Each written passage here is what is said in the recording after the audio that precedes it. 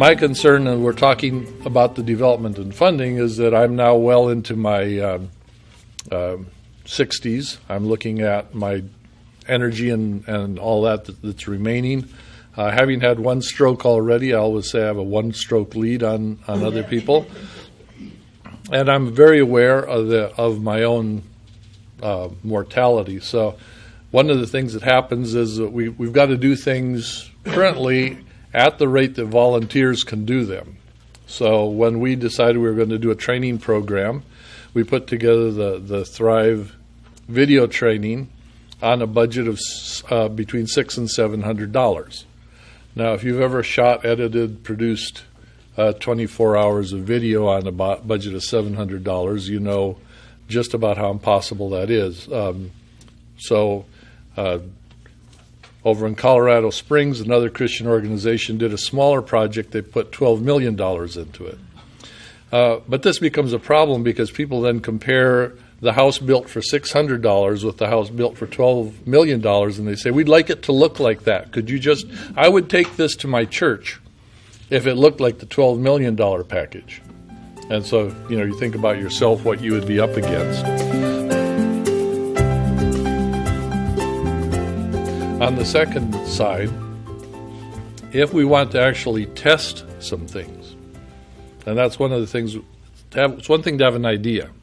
It's another thing to actually test that idea and see if it works. So the assessment project is similar to one that cost $2 million 20 years ago, and I don't know what it would cost current budget, but we're trying to do it for about $20,000.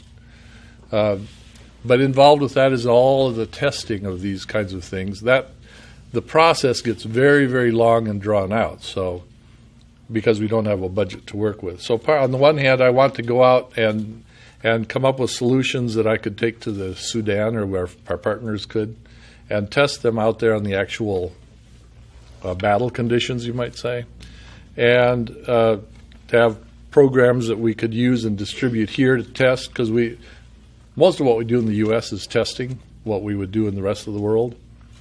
But we don't have the resources to do that. So my expression to you is a huge appreciation for all the things you've contributed to making what it's possible. And we're hoping that some people catch the dream and vision so that we not only can have the resources to go out and do more field testing, but also to develop some of the things we're trying to do here. And in the middle of that, the bottom line is that this project is supposed to bring glory to God.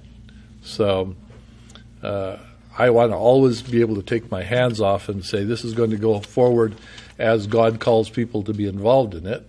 And if you feel that call or you know someone that should be involved, I'm wanting you to encourage that invitation to spread the word to the people who might want to see the church become a more transforming force in the world than it is right now, particularly in the area of seeing lives transformed. Because that's really the message we want to spread out. What we spent on videos, we don't care. Lives that get transformed, that's what I wake up in the morning thinking about. And so thank you for this chance to share those thoughts with you.